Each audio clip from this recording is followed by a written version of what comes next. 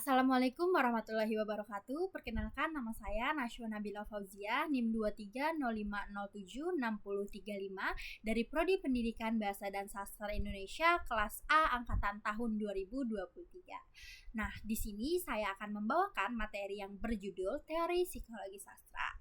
Tanpa berlama-lama, langsung saja ya kita masuk ke materinya. Check it out. Oke, teman-teman semua. Yang pertama kita masuk ke pengertian teori psikologi sastra. Teori psikologi sastra bersifat interdisipliner karena dibangun dari dua disiplin ilmu, yaitu yang pertama psikologi atau ilmu jiwa dan juga sastra. Jadi jika dilihat secara terpisah ya, maka antara psikologi dan sastra jelas sangat berbeda. Psikologi sendiri merujuk pada kajian ilmiah tentang berbagai aktivitas mental manusia yang dapat diamati secara nyata. Kemudian adapun pencetus utama teori psikologi sastra adalah Sigmund Freud. Secara psikoanalisis asal Australia, Freud ini mengembangkan teori psikoanalisis yang kemudian diadopsi dan diterapkan dalam studi sastra untuk menganalisis karakter, motif, dan tema dalam karya sastra. Namun, pada pendapat lain menyebutkan bahwasanya psikologi sastra ini sendiri tuh dirintis oleh kritikus dari barat yang bernama Ia Richard. Di Indonesia sendiri pertama kalinya masuk teori psikologi sastra ini diperkenalkan oleh M.S. Hutahulung, Boen S.O. Maji, dan Made Mukada.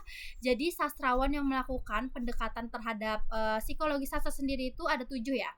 Nah, ini tuh yang pertama ada Sigmund Freud, yang kedua ada Carl Jung, yang ketiga ada Jacques Lacan, yang keempat ada Harold Bloom, yang kelima ada Erich Fromm, yang keenam ada Northrop Frye, dan yang ketujuh ada Julia Kristeva. Kemudian selain sastrawan yang udah aku sebutin tadi, ada pula kritikus yang menggunakan pendekatan terhadap teori sastra dalam mengkritik. Mereka adalah Ward Words dan juga Charles G. Jung. Kemudian ada lagi nih asumsi-asumsi dasar kajian psikologi sastra. Yang pertama, karya sastra itu merupakan produk dari suatu keadaan jiwa dan pemikiran pengarang yang berada dalam situasi setengah sadar atau bisa juga disebut subconsciousno. Setelah mendapat bentuk yang jelas, kemudian dituangkan ke dalam bentuk tertentu secara sadar atau consciousno dalam bentuk penciptaan karya sastra. Kemudian yang kedua, ada mutu sebuah karya sastra itu tuh ditentukan oleh bentuk proses penciptaan dari tingkat pertama yang berada di bawah alam sadar kepada tingkat kedua yang berada dalam keadaan sadar. Kemudian yang ketiga, di samping ya kita membahas proses penciptaan dan kedalaman segi perwatakan tokoh, perlu pula mendapat perhatian dan penelitian yaitu aspek makna, pemikiran, dan falsafah yang terlihat di dalam karya sastra. Kemudian yang keempat ada karya yang bermutu. Jadi menurut pendekatan psikologis adalah karya sastra yang mampu menyajikan simbol-simbol wawasan, perlambangan yang bersifat universal yang mempunyai kaitan dengan mitologi, kepercayaan, tradisi, moral, budaya, dan juga lain sebagainya. Kemudian yang kelima, karya sastra yang bermutu itu menurut pandangan pendekatan psikologis adalah karya sastra yang mampu menggambarkan kekalutan dan kekacauan batin manusia, karena hakikat kehidupan manusia itu adalah perjuangan menghadapi kekalutan batinnya sendiri. Yang terakhir, kebebasan individu penulis itu sangat dihargai ya teman-teman semua, dan kebebasan untuk menciptakan juga mendapat tempat yang istimewa. Kemudian yang selanjutnya itu ada lingkup kajian psikologi sastra ya. Pada dasarnya psikologi sastra itu akan ditopang oleh 3 pendekatan sekaligus, itu menurut Endra Swara tahun 2008.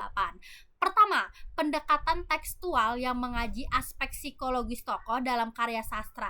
Yang kedua, pendekatan reseptif atau pragmatik yang mengkaji aspek psikologis pembaca sebagai penikmat karya sastra yang terbentuk dari pengaruh karya yang dibacanya serta proses resepsi pembaca dalam menikmati karya sastra. Kemudian yang terakhir itu ada pendekatan ekspresif ya, yang mengkaji aspek psikologis sang penulis ketika melakukan proses kreatif yang terproyeksi lewat karyanya, baik itu sebagai penulis pribadi ataupun wakil masyarakatnya.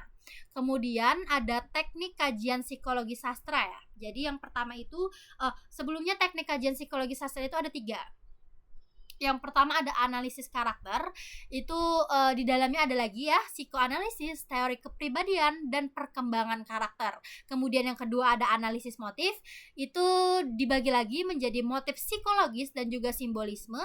Dan yang terakhir ada analisis gaya bahasa, terbagi lagi dalamnya menjadi bahasa figuratif dan juga nada dan dua suasana. Kemudian ada ya metode, ini yang terakhir ya, pembahasan kita yang terakhir. Kemudian ada metode penelitian dalam psikologi sastra, itu ada 4.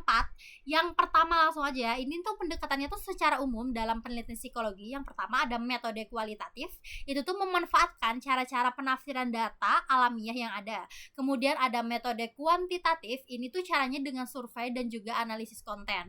Kemudian yang ketiga ada metode analisis isi, jadi isi yang dianalisis itu ada laten dan juga komunikasi.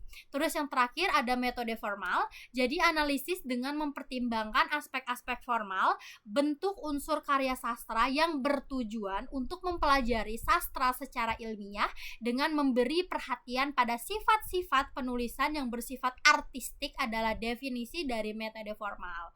Nah, jadi teman-teman semua mungkin itu tadi materi tentang teori psikologi sastra. Kurang lebihnya saya mohon maaf jika masih banyak kekurangan dalam saya penyampaian materi. Saya akhiri, wassalamualaikum warahmatullahi wabarakatuh. Terima kasih, bye bye.